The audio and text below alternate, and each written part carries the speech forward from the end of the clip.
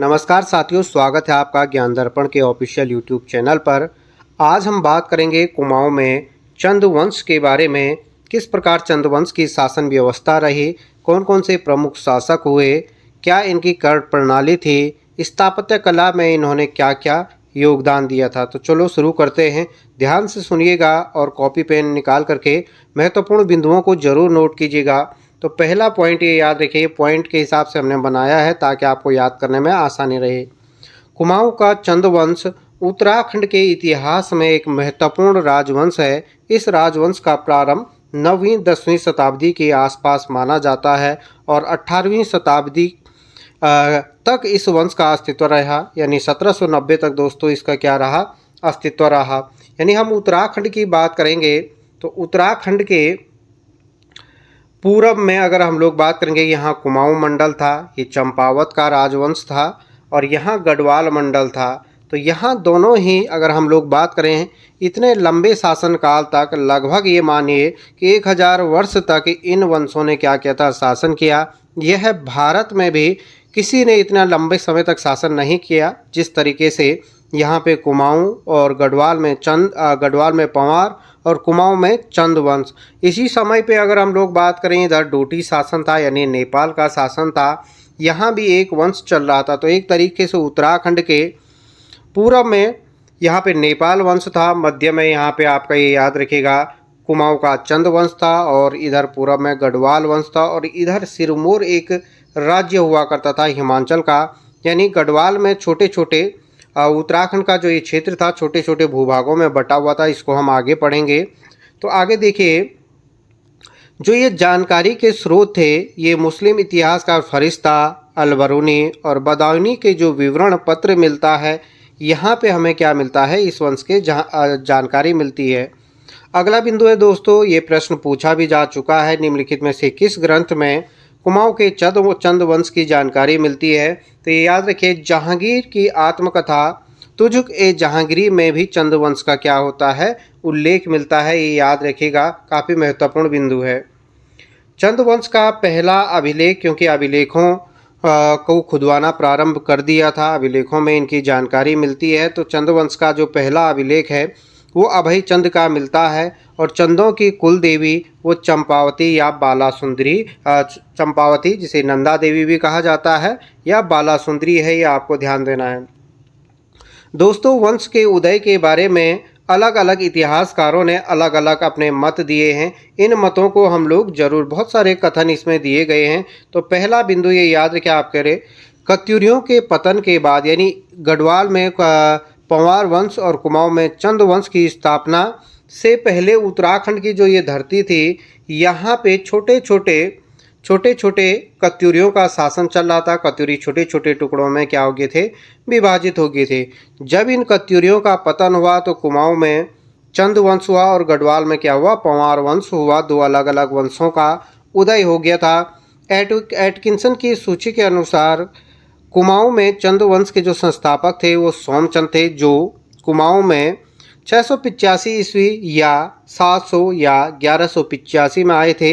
ये अलग अलग इसलिए लिखे हैं क्योंकि अलग अलग स्रोतों के आधार पर ये दिए गए हैं, और ये पर्टिकुलर किसी भी परीक्षा में नहीं आया है कि कहाँ पर किस सन में या किस वर्ष चंद वंश की स्थापना हुई, क्योंकि यहाँ पे बड़ा विवाद है कि वास्तव में जो एग्जैक्ट तिथि है वो कौन सी है।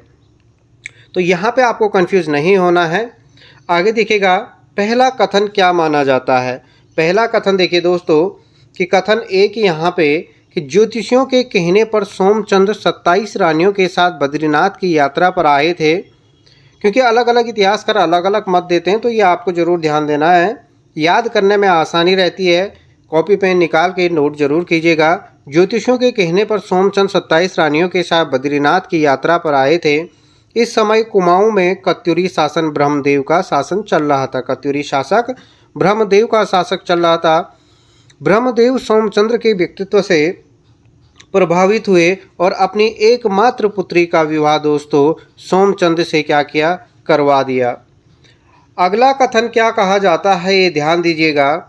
कथन 2 है, ब्रह्मदेव की अयोग्यता के कारण कुमाऊं में अराजकता फैल गई। राज परिवार के सदस्य भूमि के छोटे छोटे टुकड़े के लिए आपस में लड़ रहे थे। फलतः कुमाऊं के कुछ विद्वानों ने कन्नौज गए। तत्पश्चात कन्नौज के नरेश ने अपने भाई सोमचंद को कुमाऊं भेजा। ये अलग कथन कुछ इतिहासकार अलग मानते हैं, तो ये कथन याद करने में आपको आसानी रहेगी। अगला कथन ये भी माना जाता है, शिव प्रसाद डबराल के अनुसार सोमचंद मणकोरी राजा के भांजे थे, जो केवल उनसे मिलने के लिए क्या आए थे, यहाँ उत्तराखंड की भूमि में आए थे और यहीं पर क्या किया, इन्होंने बस गए थे। तो इस प्रकार ये कथन है। तो हेडिंग डालिए पहला, राजा सोमचंद। तो दोस्तों, सोमचंद वास्तव में जो इलाहाबाद एक जगह है झूसी का रहने वाला था। ज्योतिषों के कहने पर उत्तराखंड की यात्रा पर आया। ज्योतिषों ने कहा कि आपका शासन अच्छा चलेगा, आप उत्तराखंड जाइए, बद्रीनाथ की यात्रा कीजिए, बद्रीनाथ की पूजा कीजिए। इस प्रकार क्या किया था, सोमचंद उत्तराखंड आया था। यहाँ उनकी भेंट कत्यूरी शासक ब्रह्मदेव से हुई। ब्रह्मदेव ने उनके व्यक्तित्व से प्रभावित होकर अपनी पुत्री का विवाह सोमचंद से करा दिया और दहेज में उन्हें 15 बीघा जमीन दान दे दी। और यह दान कहाँ पे दी थी, चंपावत में। इसी 15 बीघा जमीन पर सोमचंद ने एक किला बनाया जिसे राजबुंगा किला कहा गया। चंदों का पहला किला अगर हम लोग बात करें वो राजबुंगा किला है, नोट जरूर कर लीजिएगा। राजबुंगा किला आपका कहाँ पे है, चंपावत में है। किसने बनाया था, सोमचंद ने बनाया था, ये आपको ध्यान देना है। अगला, सोमचंद को महमूद गजनवी के समकालीन, क्योंकि उसी समय भारत में महमूद गजनवी ने भारत पर आक्रमण किया था, तो ये माना जाता है सोमचंद महमूद गजनवी के समकालीन कन्नौज व प्रयाग के शासक चंद्रपाल फूर का वंशज माना जाता है, ये याद रखिए। अगला प्रश्न है दोस्तों, अगला पॉइंट है, फरिश्ता की तारीख ए यामनी में चंद्रपाल फूर को महान वीर पोरस का वंशज बताया गया है। अगला प्रश्न है, सोमचंद शिव का, अगला बिंदु है, सोमचंद शिव का उपासक था। अगला पॉइंट है, सोमचंद ने सर्वप्रथम द्रोणकोट के रावत राजा या खस राजा, क्योंकि यहाँ पे खसों का शासन भी माना जाता है क्योंकि ये एक कथन है, को पराजित किया।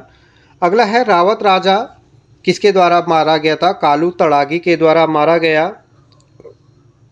अगला बिंदु है, ये याद रखिए, इसके समय में कुमाऊं में 5 जातियों का निवास था। ये प्रश्न इससे पहले पटवारी में आ चुका है। मेहरा, फर्त्याल, देव, देक और करायत, ये याद रखिएगा। मेहरा कटोलगढ़ व फर्त्याल डुंगरीगढ़ में रहते थे। ये छोटे छोटे प्रश्न पूछे गए हैं।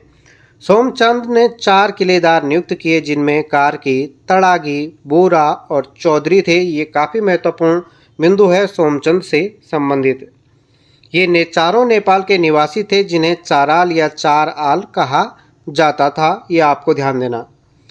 अपने किले के चारों ओर 4 विद्वान ब्राह्मणों की नियुक्ति की जिन्हें चौथानी ब्राह्मण कहा गया। 4 किलेदार भी नियुक्त किए, 4 ब्राह्मण भी नियुक्त किए, ये ध्यान देना आपको, और इन्हें चौथानी ब्राह्मण कहा गया। कुमाऊं में चौथानी ब्राह्मणों की नियुक्ति किसने की थी, सोमचंद ने की थी। अगला पॉइंट है, सोमचंद ने सेमल्टी ब्राह्मणों को राजगुरु का पद दिया। अगला पॉइंट है, सोमचंद डोटी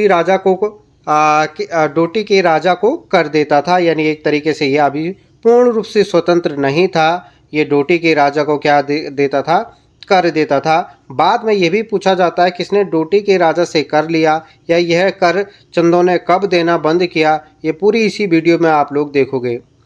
चंपावती देवी पर चंपावत नगर की स्थापना की थी सोमचंद ने। मेहरा और फर्त्याल को उच्च पद पर नियुक्त किया, इनको मंत्री और सेनापति का पद दिया। सोमचंद ने राज्य में पंचायती राज व्यवस्था प्रारंभ की थी। सोमचंद ने राज्य में पंचायती राज व्यवस्था प्रारंभ की। अगला बिंदु है दोस्तों, फ्रेजर तथा हर्षदेव जोशी के अनुसार थोहर चंद चंद वंश का संस्थापक था, किंतु वंशावली में थोहर चंद का जो क्रम मिलता है वो 23वां मिलता है। ये भी महत्वपूर्ण बिंदु है। यदि किसी परीक्षा में ऑप्शन में सोमचंद ना आए, थोहरचंद दिया होगा, और ये आ भी चुका है। लगभग 2017-18 की एक परीक्षा हुई थी, वहाँ पर ये बिंदु दिया गया था, वहाँ पे उत्तर आयोग ने थोहरचंद दिया था यदि ऑप्शन में सोमचंद नहीं है। आगे बढ़िए, एटकिंसन के अनुसार इसका शासनकाल जो थोहरचंद था 1261 से 1275 है। थोवरचंद ने स्वतंत्र राज्य की स्थापना की, इसलिए चंदवंश का वास्तविक संस्थापक थोवरचंद को कहा जाता है। सोमचंद के पश्चात उनकी कत्यूरी रानी से उत्पन्न पुत्र, क्योंकि इन्होंने क्या किया था, कत्यूरियों की पुत्री से विवाह किया था, तो कत्यूरी रानी से उत्पन्न पुत्र आत्मचंद गद्दी पर बैठा। इसने लगभग 20 वर्षों तक शासन किया। प्रश्न यह बनता है कि सोमचंद के बाद जो अगला राजा बना वो कौन था? आत्मचंद था दोस्तों। आत्मचंद के पश्चात ये छोटे छोटे, इनकी बहुत ज़्यादा व्याख्या यहाँ पे नहीं है। आत्मचंद के पश्चात पूर्णचंद गद्दी पर बैठा। अगला है सोमचंद ने मंत्री, सिविल, प्रशासन, सलाहकार, सेनाध्यक्ष व ग्रामीण व्यवस्था हेतु बूढ़ा व सयाना परंपरा लागू की थी। अगला राजा बनता है चंपावत का इंद्रचंद। इसने रेशम उत्पादन व रेशमी वस्त्र बनाने के लिए काशीपुर में रेशम का कारखाना खुलवाया था। यह रेशम का कीड़ा नेपाल से लाया था। इंद्रचंद ने के द्वारा पट रंग वाली यानी झूठ बोलने वाली प्रथा का प्रारंभ किया गया। ये याद रखिए, इसका मानना था कि जितना झूठ बोला जाए उतना ही क्या होगा, कपड़ों पे रंग अच्छा खिलता है। ये इसकी एक परंपरा थी। इसको चंदवंश का घमंडी राजा भी कुछ किताबों में दिया गया है, कुछ इतिहासकारों ने कहा है। इसके पश्चात संसारचंद, सुधाचंद और वीणाचंद नाम के जो ये राजा बने थे। अगला है वीणाचंद। अगला महत्वपूर्ण राजा है वीणाचंद। वीणाचंद के शासनकाल में अशोकचल ने कत्यूर घाटी पर 1191 में क्या किया था, आक्रमण किया। अशोकचल के आक्रमण का भी काफ़ी प्रमाण उत्तराखंड में मिलता है। अगला बिंदु है, यह अति भोग व विलासी शासक था। इसी का लाभ उठाकर खस राजाओं ने, वही खस राजा जिसको राजा सोमचंद ने पराजित किया था, लगभग राजाओं ने 200 वर्ष तक कुमाऊं में अधिकार कर लिया। इसी के कालखंड में या कुमाऊं के इतिहास में खसिया राजा या खसिया राज के नाम से जाना जाता है। खसों का शासन कुमाऊं में क्या रहा था, कबीलों के रूप में रहा, यानी इनका पूर्ण एक केंद्रीय सत्ता नहीं थी। छोटे छोटे कबीलों के रूप में इन्होंने क्या किया था, शासन किया था। अगला राजा बना वीरचंद। चंदवंश का एक शक्तिशाली शासक था।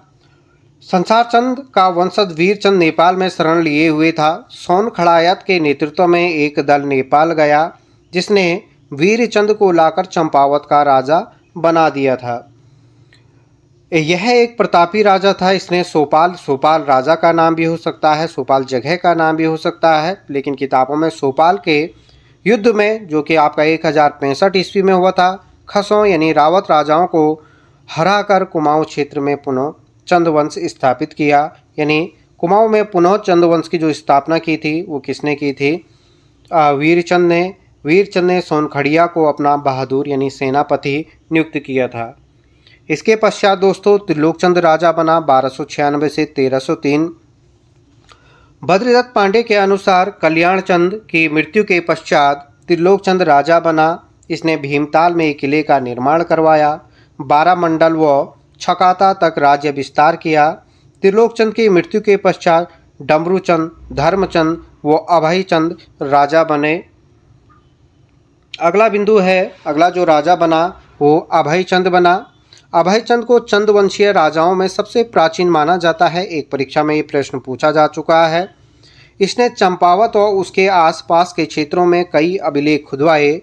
यह चंदवंश का पहला शासक था जिसके बारे में जानकारी स्वयं उसके अभिलेखों से प्राप्त होती है। इसके शासनकाल में मोहम्मद बिन तुगलक का आक्रमण उत्तराखंड में हुआ और कहाँ हुआ, एक करांचिल पर्वत माना जाता है। उत्तराखंड के गढ़वाल कुमाऊं के बॉर्डर पर करांचिल पर्वत अभियान मोहम्मद बिन तुगलक के असफल अभियानों में से एक असफल अभियान करांचिल पर्वत अभियान माना जाता है। जानकारी के अनुसार करांचिल पर्वत अभियान की जानकारी भरने की तारीख ए फिरोज शाही व इब्न बतूता की यात्रा वृत्तांत से मिलती है। यहाँ पे हमने दोस्तों तुगलक वंश के शासकों का कालखंड भी दिया गया है, ताकि साथ साथ में आपको ये भी याद हो जाएगी। गियासुद्दीन तुगलक 1320 में जो तुगलक वंश की स्थापना की थी 1320 से 1325। फिर मोहम्मद बिन तुगलक बना 1325 से 1351। फिर फिरोज शाह तुगलक 1351 से 88। गियासुद्दीन तुगलक 1388 से 89। अबू बकर शाह 1390 से 1390, फिर नसरुद्दीन महमूद शाह 1390 से 94, और यही नसरुद्दीन महमूद के शासनकाल में नसरुद्दीन महमूद का जो कालखंड है 1394 से 1412, और इसी के कालखंड में तैमूर लंग क्या हुआ था, भारत आया था। ये भी भारतीय इतिहास का काफ़ी महत्वपूर्ण प्रश्न है। अगला बिंदु है दोस्तों, अगला प्रतापी राजा ज्ञानचंद बना। 1374 से 1419 तक इसका शासनकाल रहा। इसका कार्यकाल सभी चंद राजाओं में सबसे लंबा रहा। और लंबे कार्यकाल की अगर हम लोग बात करें, गढ़वाल में सबसे लंबा कार्यकाल प्रदीप शाह का रहा, और गढ़वाल में सबसे अधिक आयु का जो राजा था वो महीपति शाह था। ये कुछ फैक्ट हैं। सल्तनत काल की बात करें तो सबसे लंबा जो कार्यकाल था वो बहलुल लोदी का था, और मुग़लों में सबसे लंबा कार्यकाल वो अकबर का था। और अगर हम लोग बात करें मुग़लों में सबसे अधिक आयु का जो राजा बना वो बहादुर शाह जफ़र बना, ये याद रखिए। यह पहला शासक था जिसने दिल्ली के सुल्तान फिरोज शाह तुगलक के दरबार में भेंट अर्पित की, अतः सुल्तान ने इसे तराई क्षेत्र ज्ञानचंद को दे दिया तथा प्रभावित होकर गरुड़ की उपाधि दी, और तब से यह गरुड़ ज्ञानचंद कहलाया। कुछ इतिहासकारों का मानना है ज्ञानचंद को गरुड़ की उपाधि नसरुद्दीन महमूद तुगलक ने प्रदान की। अगला बिंदु है, ज्ञानचंद का राज्य चिन्ह गरुड़ था। यह वैष्णव धर्म का अनुयायी था। सौर का राजा विजय ब्रह्मा ने भी ज्ञानचंद की अधीनता स्वीकार की, इसलिए इसे सौर विजेता भी कहा जाता है। ये प्रश्न बना हुआ है। बादशाह तुगलक द्वारा ज्ञानचंद को तराई का क्षेत्र प्रदान किया गया, लेकिन कुछ समय पश्चात संभल के नवाब, जो उत्तर प्रदेश का तराई वाला क्षेत्र है, के नवाब ने तराई पर अपना अधिकार कर लिया। ज्ञानचंद का अपना सेनापति नीलू कठायत, ये पूछा गया प्रश्न है कि नीलू कठायत किसका सेनापति था, तो वो था दोस्तों ज्ञानचंद का, को माल क्षेत्र यानी तराई क्षेत्र भेजा, और उसने तराई भाबर को नवाब के, जो ये नवाब आया था, उसके आधिपत्य से मुक्त कराया। बादशाह ने प्रभावित होकर के दोस्तों नीलू कठायत को 3 गांवों की जागीर प्रदान की और उसे कुमैया खिल्लत की उपाधि प्रदान की। ये प्रश्न, ऐसे प्रश्न ही पूछे जा रहे हैं परीक्षा में, ये ध्यान देना है। राजा के चापलूस दरबारी जस्सा कमलेखी नीलू से ईर्ष्या करता था। उसने राजा और नीलू के मध्य मतभेद पैदा कर दिया। राजा ने नीलू के 2 बेटों को अंधा करवा दिया। क्रोध में नीलू ने जस्सा कमलेखी की हत्या कर दी तथा कमलेखी के किले में आग लगा दी। राजा ने स्वीकार किया कि जस्सा कमलेखी बहकावे में आकर यह सब करवाया। नीलू को राजा ने पुनः सेनापति क्या कर दिया, तब नियुक्त कर दिया था। नीलू के व्यवहार से राजा ने स्वयं को अपमानित समझा। अंत में राजा ने नीलू कठायत की भी क्या करवा दी थी, हत्या करवा दी थी। यानी पहला शासक जिसने अपने सेनापति की क्या करवाई थी, हत्या करवाई थी। अगला बिंदु है दोस्तों, शेरा खड़कोट यानी पिथौरागढ़ ताम्रपत्र के अनुसार इसने स्वयं को राजाधिराज महाराज कहा है। ज्ञानचंद का सेनापति नीलू कठायत था, जिसे कुमैया खिलत की उपाधि धारण की थी। गुड्स के अनुसार जागेश्वर में फासना शिखर शैली के मंदिरों का निर्माण भी चंदों ने करवाया था। जागेश्वर के तिलाड़ा ग्राम में फासना शिखर शैली का मंदिर है, जिसका निर्माण सिद्ध मात्रिक लिपि के अनुसार ललित सिंह के चरणों में रहने वाले वसुंधर ने किया था। एक यह छोटा बिंदु बनता है। इसके पश्चात दोस्तों उद्यानचंद राजा बना। चंदवंश का जो अगला राजा बना था वो कौन बना, उद्यानचंद था। इसने चंपावत में बालेश्वर मंदिर की नींव रखी। उद्यानचंद ने 1 साल की माल गुजारी प्रजा को, यानी 1 साल का टैक्स मुक्त कर दिया। बद्रीदत्त पांडे के अनुसार 1419 में ज्ञानचंद की मृत्यु के पश्चात उसका उत्तराधिकारी हरिचंद 1 वर्ष के लिए राजा बना। तत्पश्चात उसका पुत्र उद्यानचंद 1420-21 तक राजा बना था। अगला है दोस्तों विक्रमचंद। तो देखिए दोस्तों, इसके बाद हम अगली वीडियो में बात करेंगे। अगर आपको ये वीडियो अच्छी लगे तो इसी प्रकार की जो सीरीज हम लाएंगे, कोशिश किया था एक ही वीडियो में कवर करने के, लेकिन छोटे छोटे बिंदु को आप लोग कवर कीजिएगा। इसका पार्ट 2 अगले दिन हम लोग ज़रूर अपलोड करेंगे। इसमें पूरे शासकों के बारे में, सभी के बारे में क्या हो जाएगा, आपका कवर हो जाएगा। तो आप सभी लोगों का धन्यवाद।